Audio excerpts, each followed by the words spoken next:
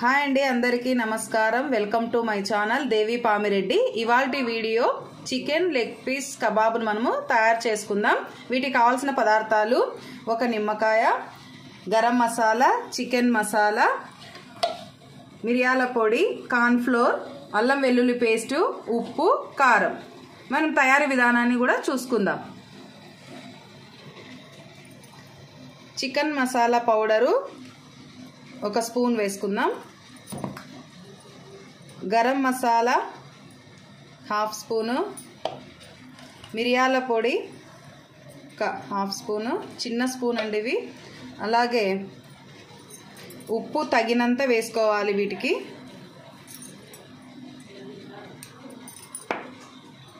కారం కూడా తగినంత వేసుకోవాలి.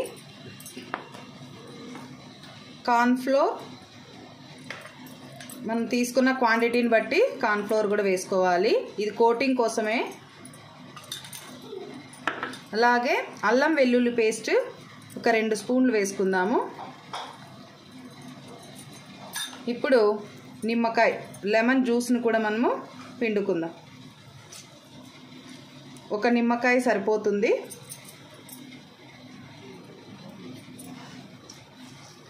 ఇవన్నీ వేసిన తర్వాత మనము ముక్కలకి అన్ని ఉప్పు కారం మసాలాలు అన్నీ పట్టించి అన్నీ కలిసేలాగా మనము దీన్ని మసాజ్ లాగా చేయాలి. ముక్కలకి అంతా కూడా మనము పట్టించుకోవాలి.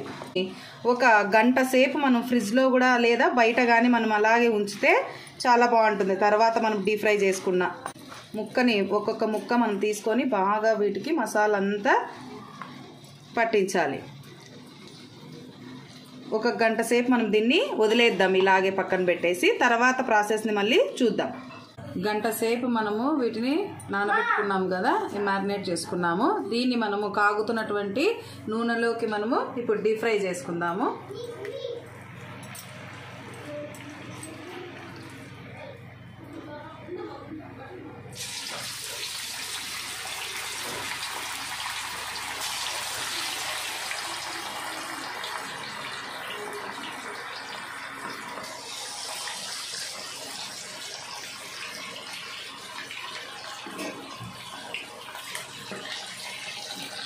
ఇప్పుడు ఫ్రై అయినాయి.